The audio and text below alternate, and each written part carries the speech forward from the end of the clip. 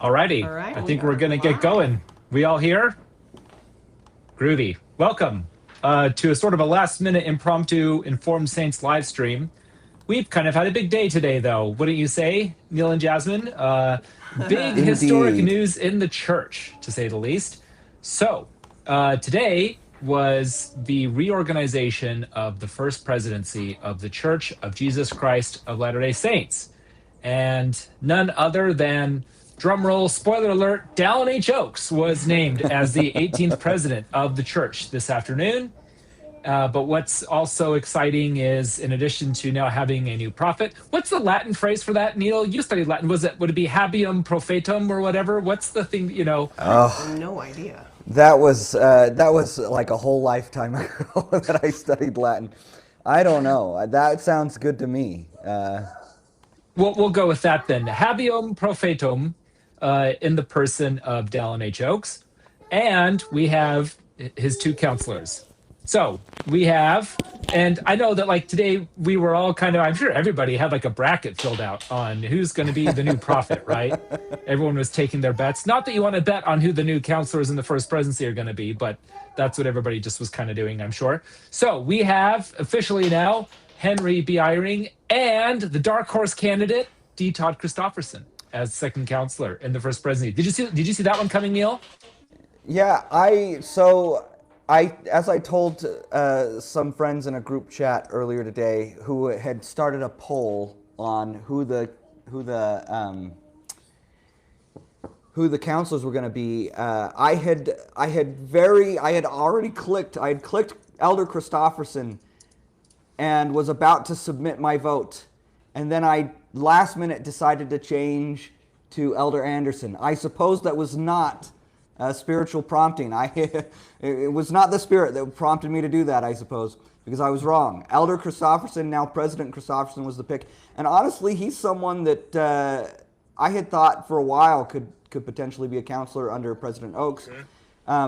Not that we want to reduce this down to their personalities and stuff. Yeah. Obviously, we believe inspiration and revelation is part of this process. But if anyone younger in the Quorum of the 12 if you were to ask me who was the most Dallin H. Oakes like of the younger apostles, Christofferson would probably be the first person I'd give. He's like he's kind of like, I don't know if he sees it, if they see their relationship this way, but he kind of comes across to me as like a protege of Dallin H. Oakes. Yeah, of sorts. Are we able to officially call this the reign of the judges now? Now that we have Dallin H. Oakes and another lawyer, D. Todd Christofferson? And Christofferson and there are other lawyers. I don't know if any of the other like Elder Cook, or was Elder Anderson a lawyer? I thought he was a lawyer too. I think Elder Anderson was an administrator, business guy. Let's see, other lawyers. Let's go down the list. Elder Uchtdorf is a pilot. Elder Holland was a Yale man. He did his English lit and then went on to be president of BYU. Yeah, Cook was, I think, Elder Cook was like a hospital administrator, I think, or so he's an administrator. Stevenson, business and administration. Let's see. So, I think the only other lawyer, I mean, we could just look it up, but I think the lawyer of note is Elder Christofferson. Well, Christofferson, yeah, and it's not just that he was a lawyer. He also spent time as a clerk for a U.S. district judge. Oh, ChatGPT is saying that Quentin L. Cook was also a lawyer. Yeah. So that's what I from thought. Stanford. Okay, practicing law. Yeah, hospital administrator. So I was right about that, but he did have a degree from Stanford, a JD from Stanford. Okay, that's good to know. So yeah, Elder Christofferson clerked for a U.S. district judge in D.C. for a number of years. Right. I can't remember. Under the Watergate deal, too, right? He famously was involved in Watergate, which is really kind of crazy. And President Oakes went, before he was an apostle, and actually very early in his law career, like I'm pretty sure right after he graduated the University of Chicago, he clerked for a U.S. Supreme, in fact, the chief judge of the U.S. Supreme Court at the time, Justice Warren, Chief Justice Warren, Earl Warren. And so they both have that kind of, that background and that experience in D.C. working under a judge, and so I thought, it's just kind of an interesting similarities behind their career paths, if you will, and so Yeah. and just the kind of talks that Elder Christofferson gives, he's just kind of struck me as kind of a Dallin H. Oaks Jr., if you will. And Yeah. again, we don't want to reduce him to that, and we don't want to suggest that this was chosen because they have an affinity for each other or something like that. Obviously, we believe the Lord inspired President Oaks to choose Elder Christofferson. His counselors. But there is something to say about the fact that you have to factor in experience, personality, skills, right, Yeah. to rise to the occasion. I don't think that any Latter-day Saint really would say that these decisions are made ex nihilo, right? Like just Right. sort of Sure. out of the vapor, right? Yeah, let's go through here real quick. I have a little fact sheet that I pulled together to kind of help. I mean, I'm sure everybody's heard the news by this point, right? But today, Elder Oaks was sustained as, or not sustained, but called as that'll be in 6 months, the General Conference, as the 18th president of the church. Jasmine did a great job explaining what happens when the prophet dies, the First Presidency is dissolved, the apostles go back in the order of seniority, and then the longest serving senior apostle leads the quorum until the new First Presidency is organized. And like forever, it's just fallen on the senior apostle to be sustained, to be called and sustained as the next leader of the church, right? Let's see. Of course, this goes in tangent with this is the fact that Jeffrey R. Holland is now the president of the Quorum of the 12 Apostles. That's kind of exciting now to see Elder Holland step up to that capacity. So now I guess he's now again President Holland, because he was President Holland as president of BYU. Now he's President Holland again, just in a different sort of capacity, right? And he was acting president of the Quorum of the 12 for after President Ballard passed away. Right. So That's right. He's been functionally serving that purpose. I don't know. This is something that I kind of picked up as maybe being the case while reading the biography on President Oaks, but I don't know for sure. But I kind of got the impression reading that biography that because he was still the actual president of the Quorum of the 12, there were maybe some duties he still, like he had to counsel with President Ballard on, or what like I don't know if they kind of have to work together when there's that kind of scenario. But for now, at least, and I feel like it doesn't, in my lifetime, it hasn't happened very often, because I feel like the president of the Quorum of the 12 has been called to the First Presidency most of the time since at least President Hinckley with Thomas S. Monson as his counselor. But for now, we do have a separate president of the Quorum of the 12, a true president of the Quorum of the 12 leading the 12 right now. And I don't know how much of a difference that makes as far as their responsibilities and their duties, or if it helps the division of labor at all. But I do think there's something to be said for having that relationship and not having that person in the First Presidency. But the reverse is that the other side of the coin is that's the person, the president of the Quorum of the 12 is the person who's next in line, and it can be beneficial for them to get that experience in the First Presidency, because there are responsibilities and duties that the presidency fulfills that are separate from what you learn how to do in the 12, right? And like what? Yeah. Do you have any examples? I don't have any examples. All I know is when President Nelson was called, that was part of the rationale. It's in the Oaks biography, but that was part of the rationale he gave for why he chose, the Lord chose President Oaks as one of his counselors, and he reflected on his experience as a new apostle talking to, or before he was an apostle, while he was still like the physician or the medical, what was his official role? He was like a medical he was like the doctor to the general authorities for a while. And President Kimball, Nelson. Yeah. And well, he had a practice in Salt Lake City, I know.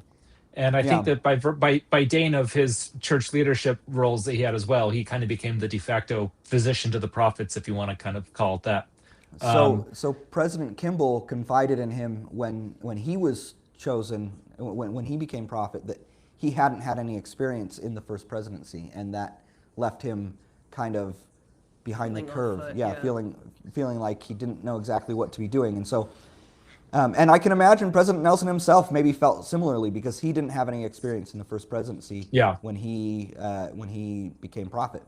So yeah, there is kind of a give and take there, but I do think there's something to be said for having the true president of the 12 able to lead the 12 and The not 12. have some of those those extra duties and responsibilities. Yeah, that is Well, this interesting. raises. Oh, sorry. Go ahead, Jasmine.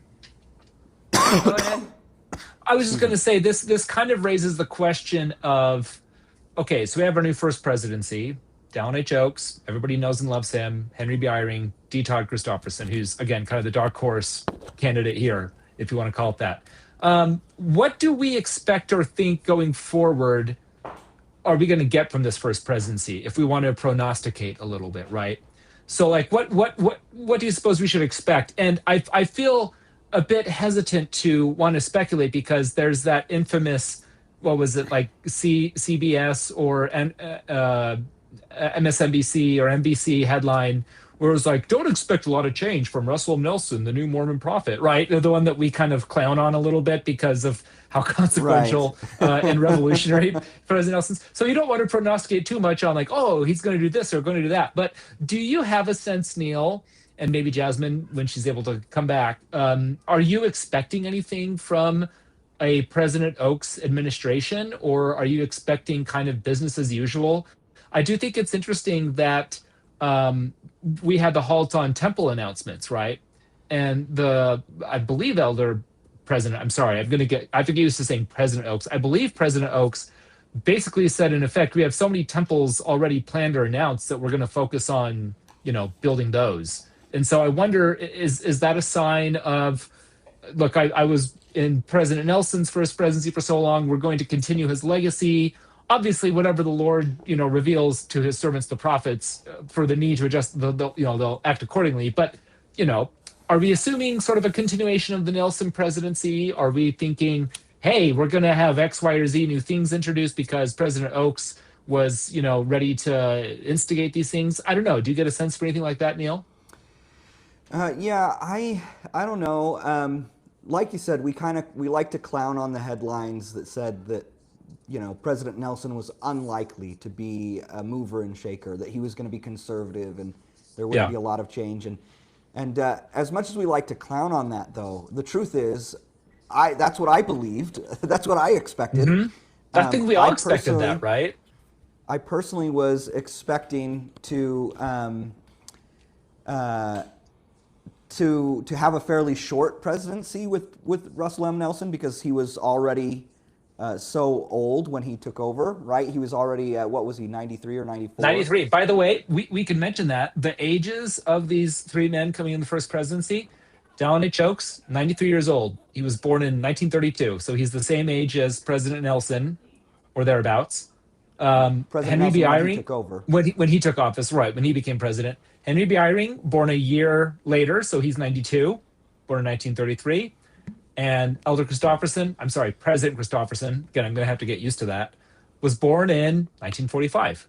So he's 80 years old, just celebrated his 80th birthday. So we've got two non-genarians and an octogenarian in the first presidency.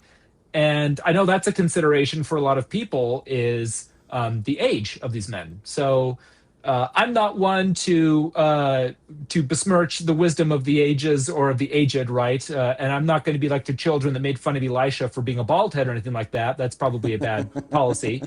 You don't want to do that. However, there is a consideration of age, right? And if we have this succession order where it's, their seniority determines their position in the quorum, that's why people are wondering, oh, who's going to outlive who? Is Elder Holland going to outlive Elder Eyring or vice versa, blah, blah, blah. I don't know. Do you have any impressions or any thoughts that come to mind with the consideration of the age of these men that are now in the first presidency and what that might mean, right? About the age, but I had to step out when you asked the first question. What we can expect from these people. I've done research on this, so I have thoughts. Yes, let's hear them, Jasmine.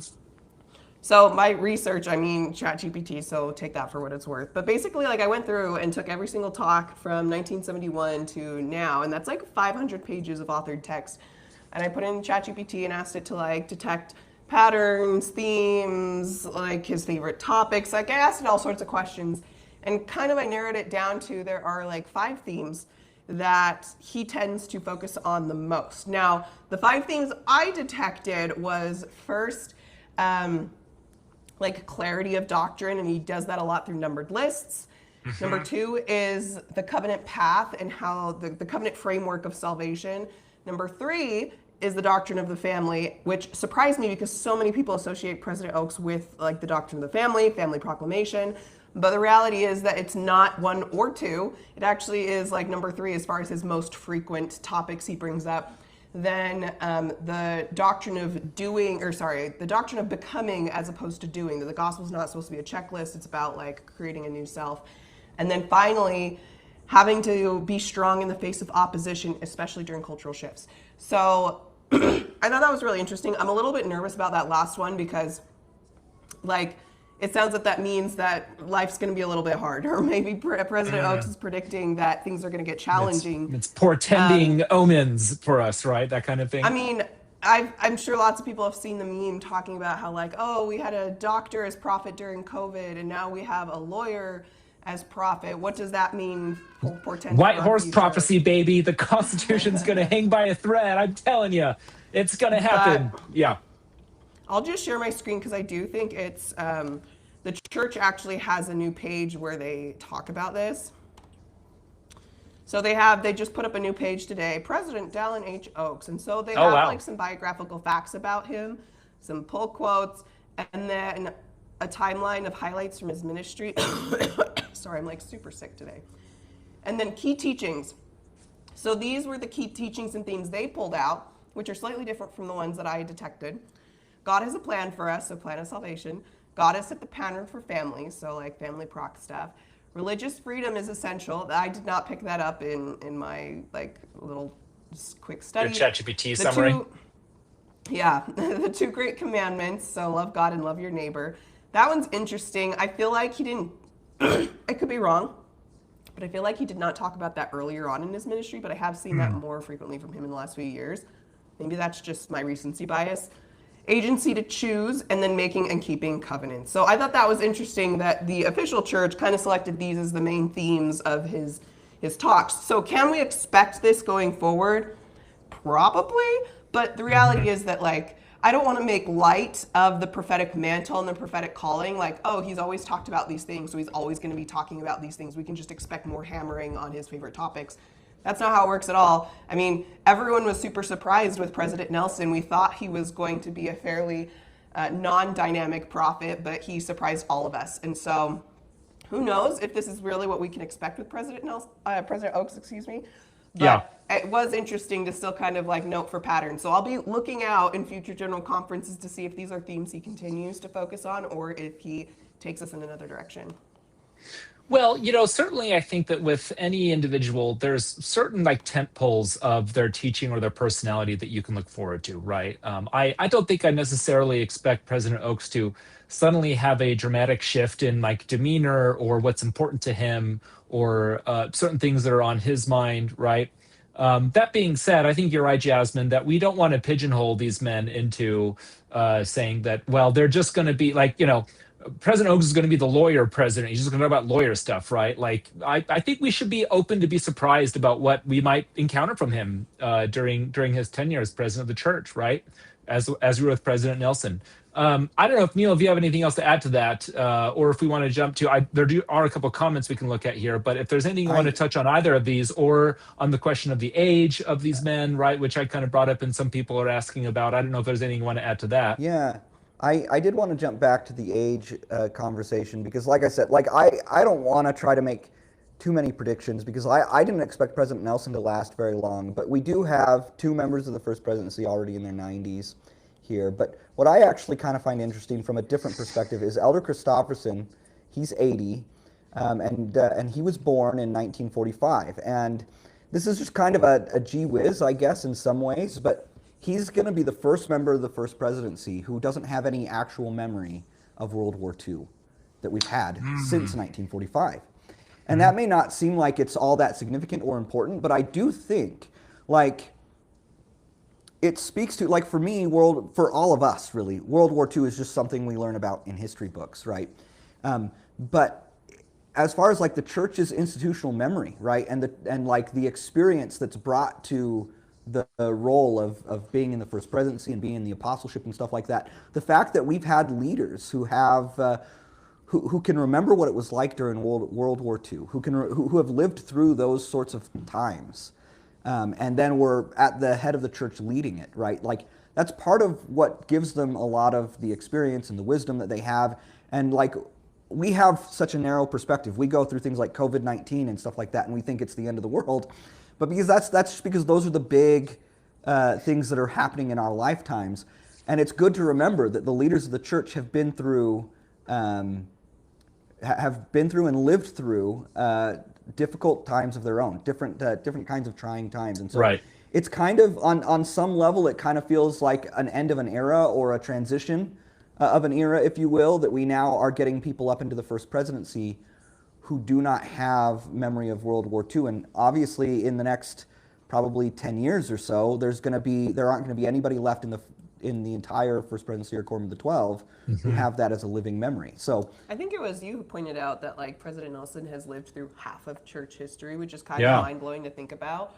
And like President Nelson probably knew people who knew like Martin Harris. I mean, like it's only like Yeah. a small skip and a jump away. It's Yeah, it's 6 degrees from Kevin Bacon, but with like Martin Harris, right? Like Yeah, some of these or, guys. like the early founders of the church, and so we are like starting to creep away from those early founding days. But nonetheless, like these people have so much wisdom and experience over time. I know people give a really hard time about how we have old white men leading the church and how these octogenarians are not going to be able to lead a vibrant church. But I mean, President Nelson was a case in point how that is absolutely not Yeah. the case. Right. You don't have to be young to be energetic, and you don't have to be young in order to be a visionary and to really take the church in important directions. And I feel the same way about President Oaks. I don't know if he's going to be making as many insane, like rapid changes as President Nelson did, but I do feel like I have so much trust in him, and I love that they got President Eyring, who's kind of like a mainstay of the First Presidency, someone with that experience, but then He's someone been a in little for bit 4 younger. church presidents. That's kind of Oh wild. my gosh, that poor man. Okay, Gordon so B. like in the Hinckley, Thomas S. broadcast, Monson, Russell Nelson, now Dallin H. Oaks. in the broadcast, President Eyring like acted a little bit surprised. Like, I'm surprised that I'm in this calling, and maybe he just expected I that think like he was expecting to be released. to be retired or released. something. Maybe we can get to that in just a second. I think that's something to discuss. Let's take a few minutes to read some comments because we have a gold pill very kindly donated to us and said, finished a guide to the Book of Abraham.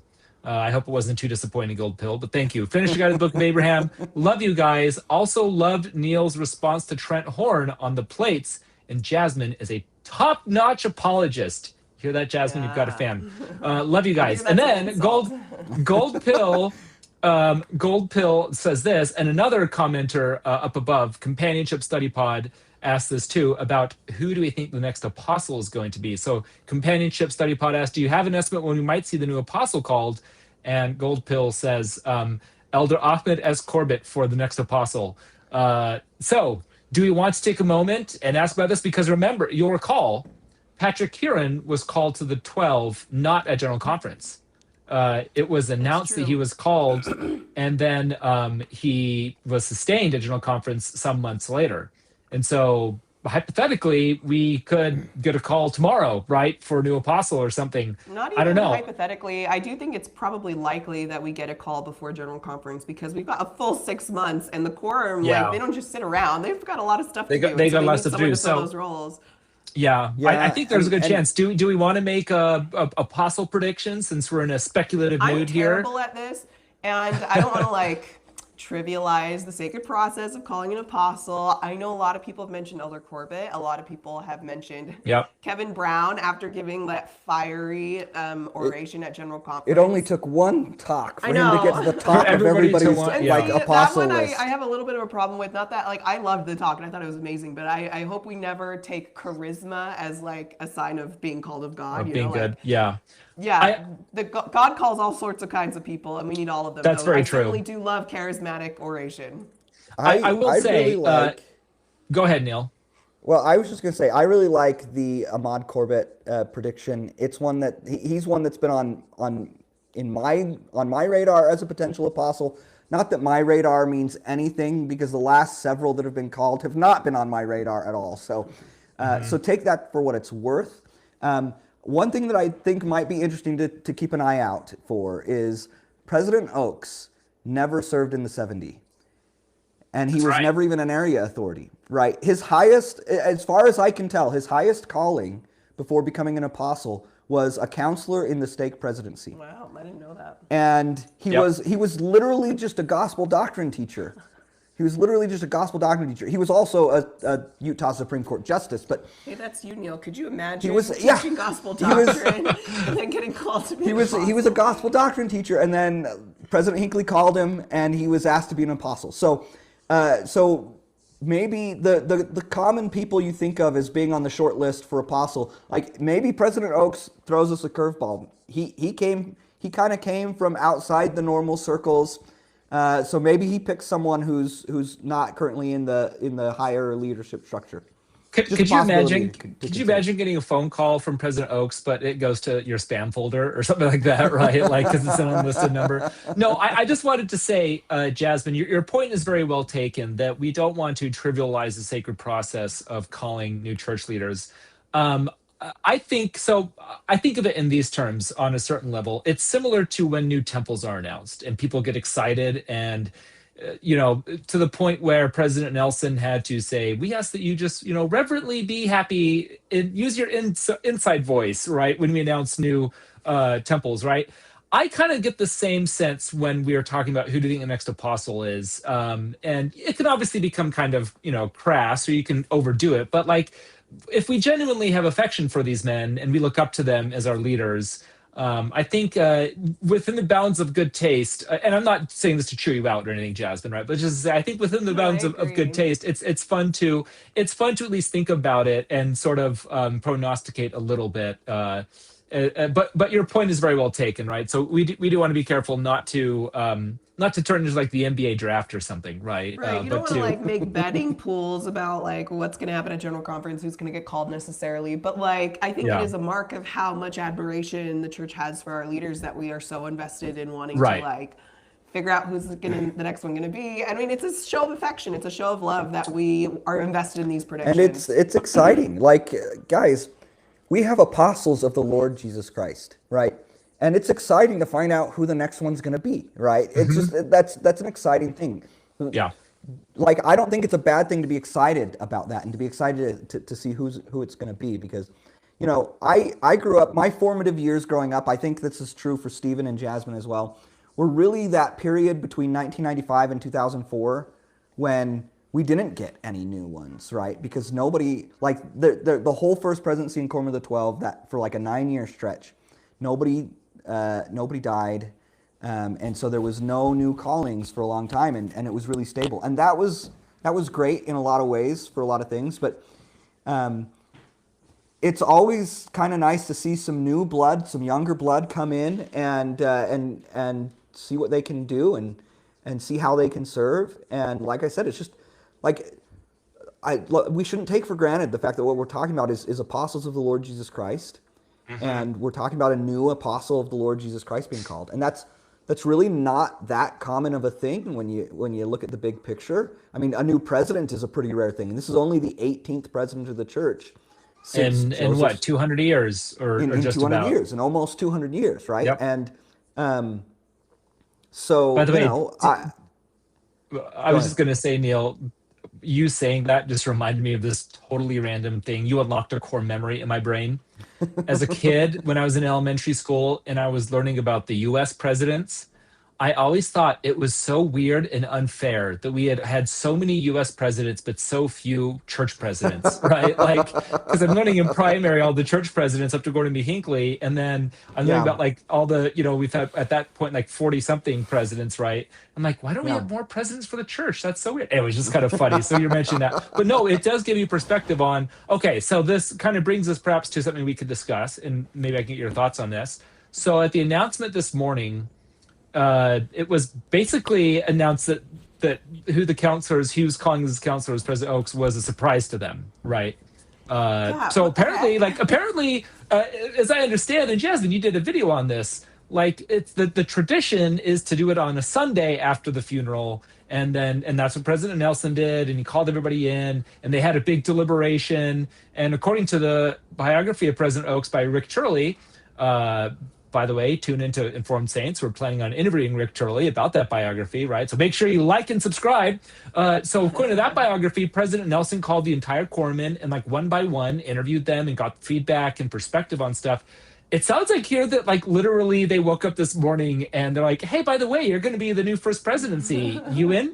So what do we think about this? Do we have any perspective or thoughts on maybe do we interpret this a certain way about church governance or how revelation works or the internal process? Because it sounds like that President Oaks threw a curveball here of sorts by calling us. I know that President Nelson threw a curveball when he called Elder Kieran. The story that Elder Kieran has told, and that I've heard through others, is that it was just a normal business day for Elder Kieran. And at the end of the day, he hears from the secretary of President Nelson, President Nelson would like to see you, Elder Kieran. Okay, sure thing. And he meets with President Nelson all the time, so to think about it. And he says, hey, by the way, you're going to be the next apostle. Do you accept this calling? And the story is that after he accepted the call, his wife was waiting to pick him up downstairs outside of the church office building. He's like, so honey, I just got called as an apostle. Like he just kind of told her when she came to pick him up from work.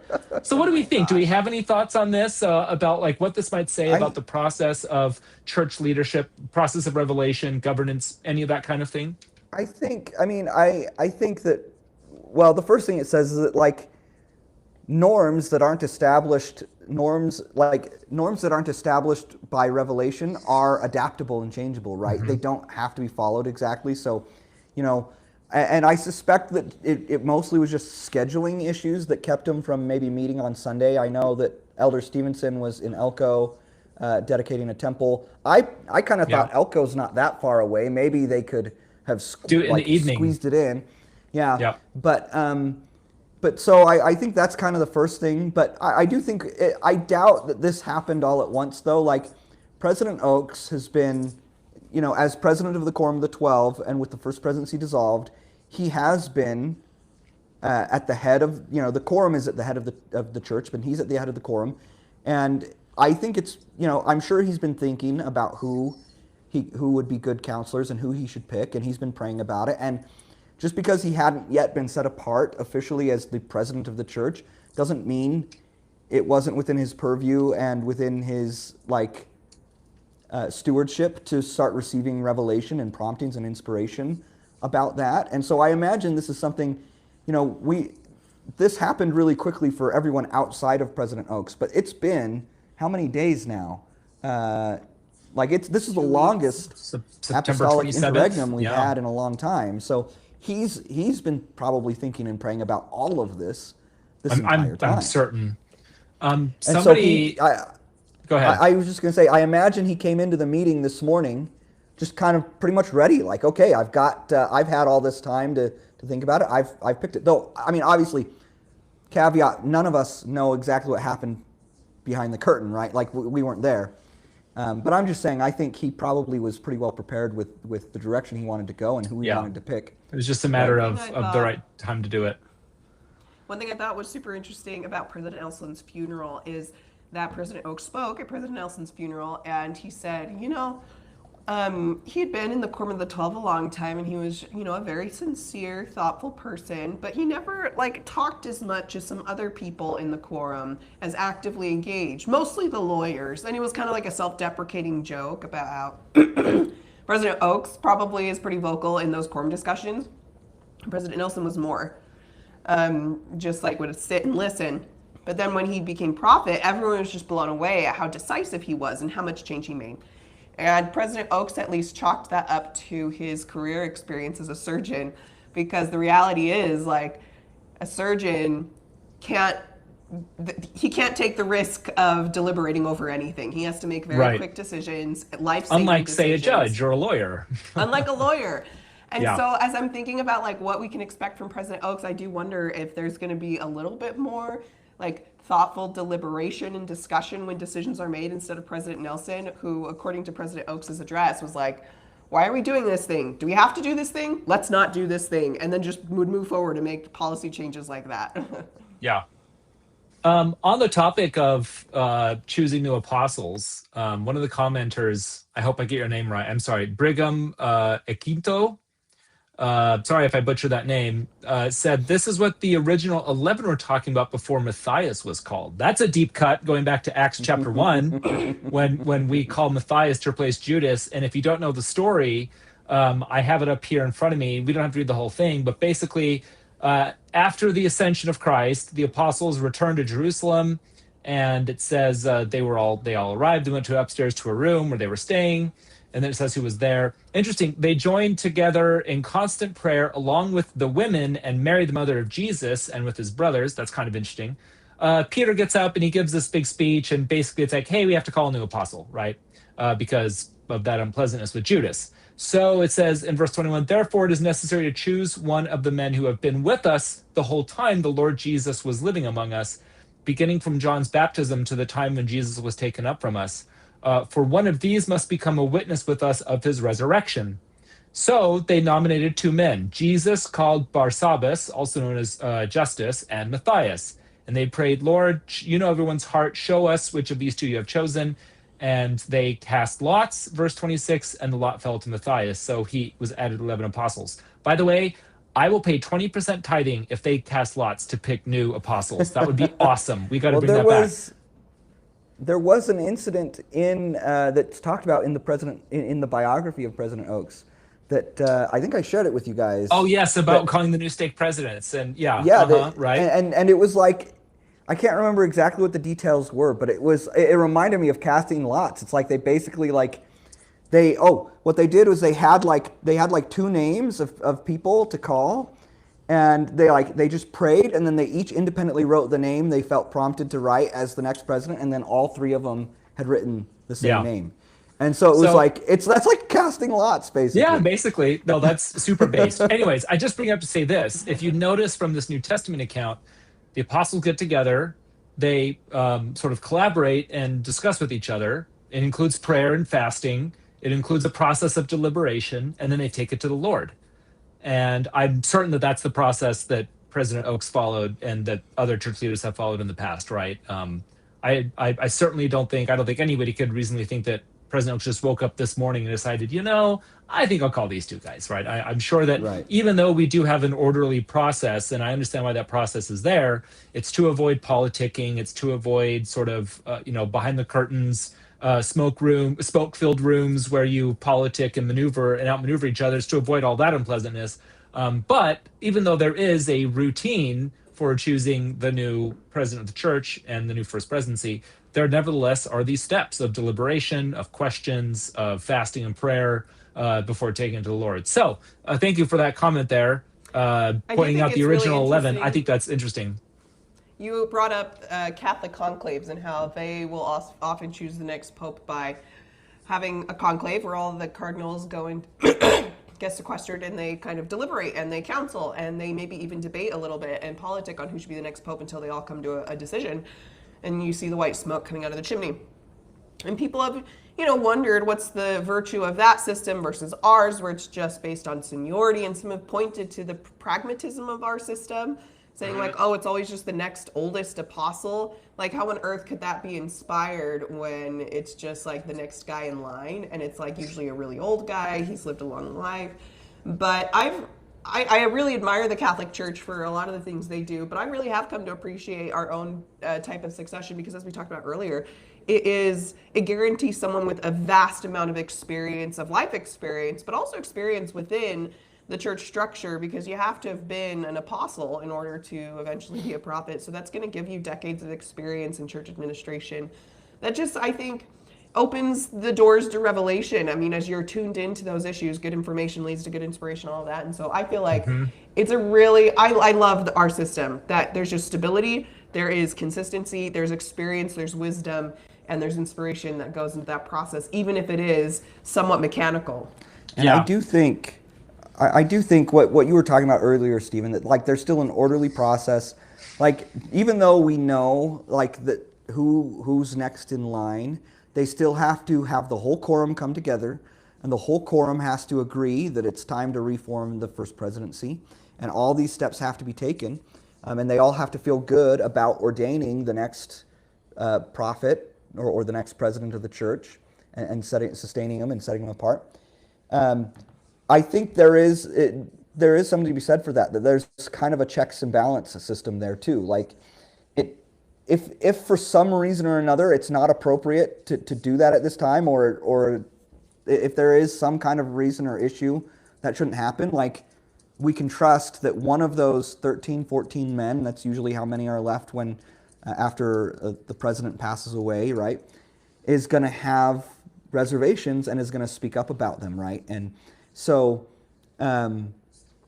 it's not just like Dallin H. Oaks doesn't just get to take over because he outlived everybody.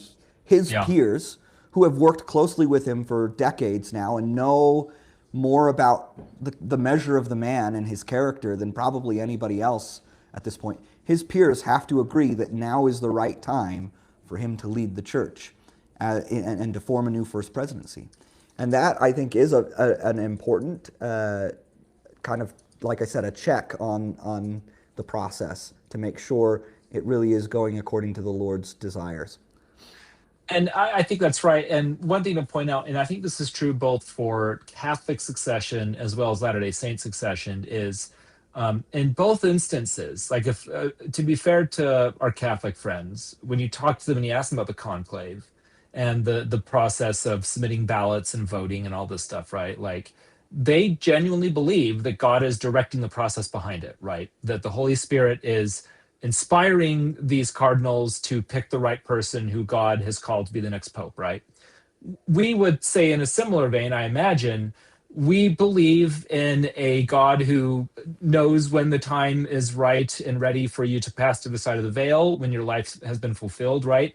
And we don't think it's accidental that these men pass away when they do, right? And we would see the hand of God in timing the exit of these men from mortality, the shuffling off of their mortal coils, if you want to use fancy Shakespeare language, that it's not going to be random or haphazard. And this goes all the way back to Joseph Smith, right? That his murder in 1844 wasn't outside of ultimately God's plan for his church, right? That Joseph had fulfilled his measures and so forth, et cetera, et cetera.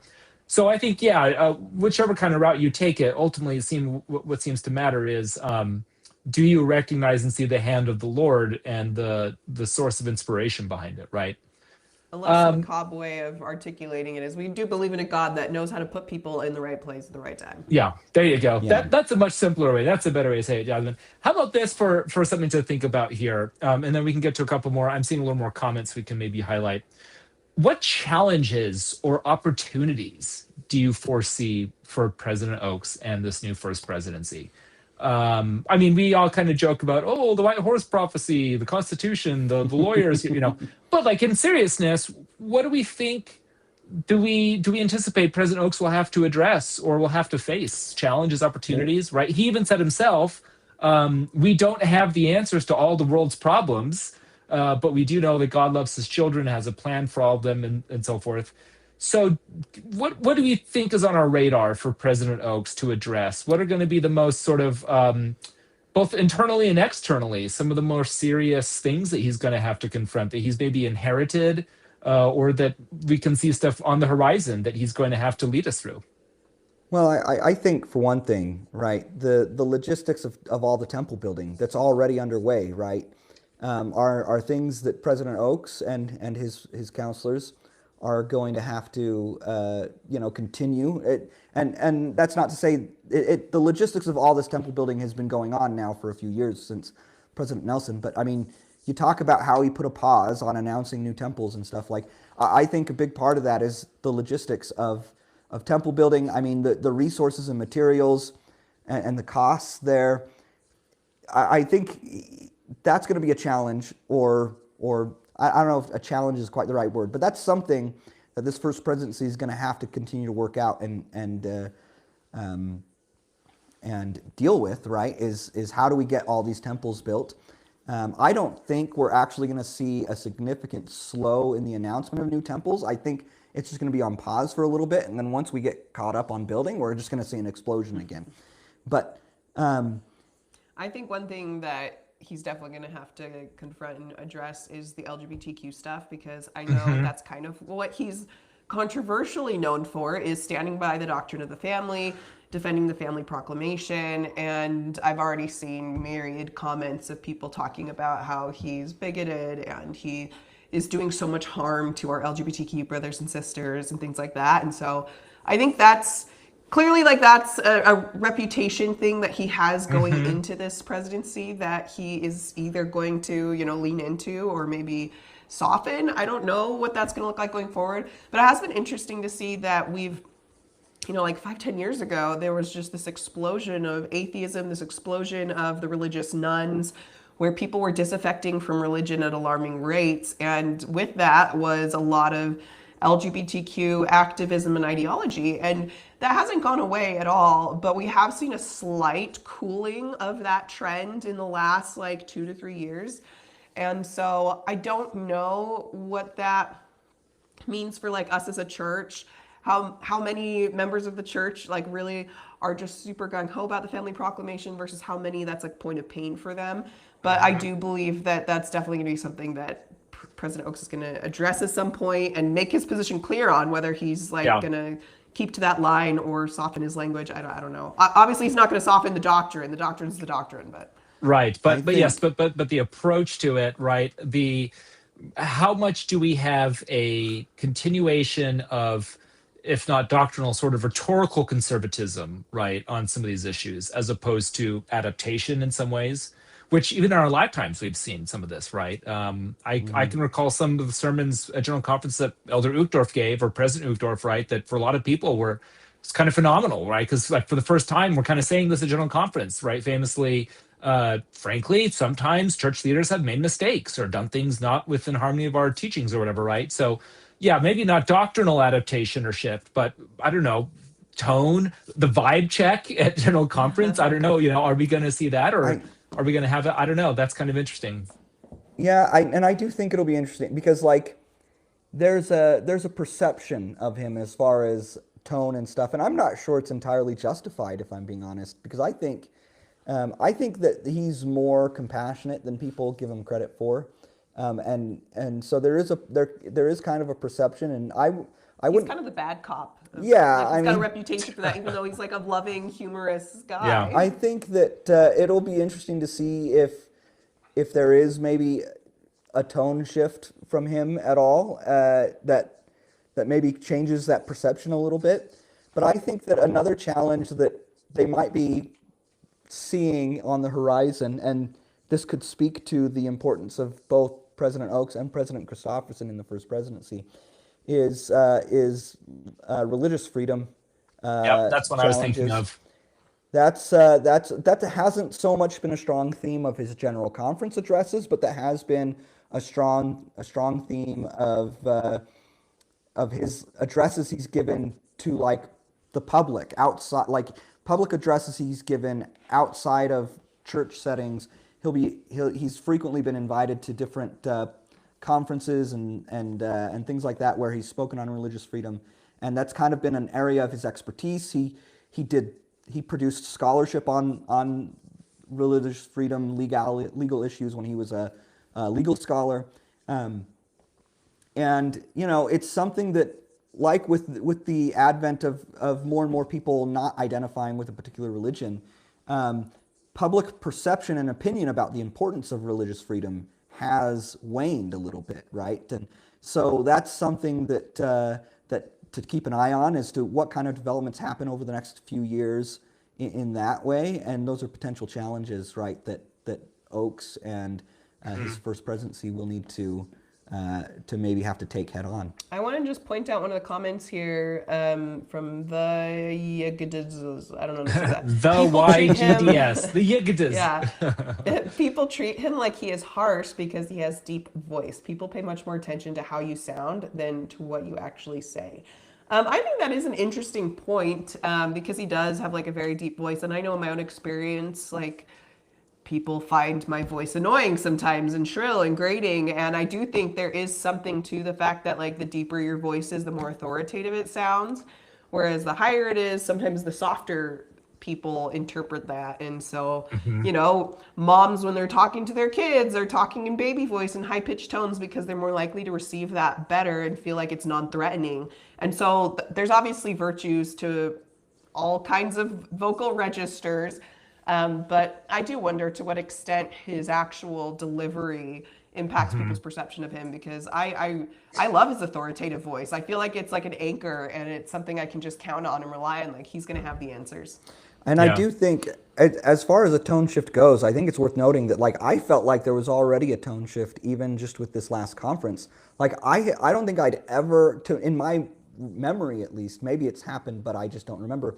I don't ever remember hearing President Oaks tell such a personal story Oh like he yeah. did That at was, the end of yeah. conference, where he told about like Death his of his dad father. passing away when he was just a 7-year-old boy, and that moment he had with his grandfather, and that was like incredibly powerful and touching.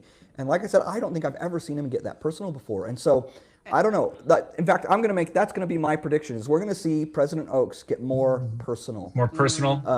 over the next And little I bit. would love to see that. And I do think that absolutely changes the perspective on why he's passionate about the family. It's not because he hates gay people or what, you know, people feel maybe really harmed by his approach on the family proclamation, but clearly this is something deeply, deeply personal to him. He sees the value and the power of a family that's whole, and he saw his own family broken, and he wants to just fight for eternal families as much as he can. And he sees in perspective how a fractured family can be so traumatizing and can hurt and can cause harm, and how like yes, people have different circumstances, and people, like, no family is perfect, but that doesn't mean we should stop preaching the ideal of building solid covenant-based family relationships.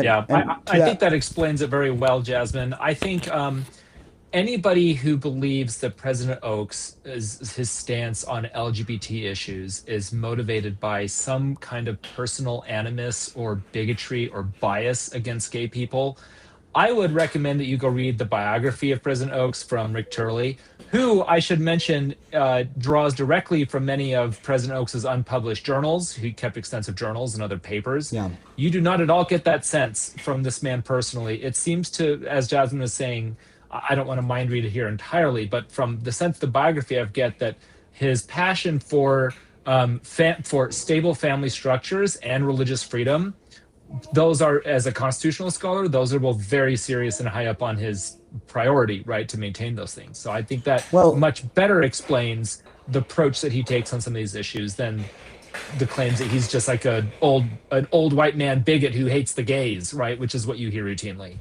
and another, I think another wrinkle to this is the fact that like a lot of his time in practicing law was spent working with people in poverty, right?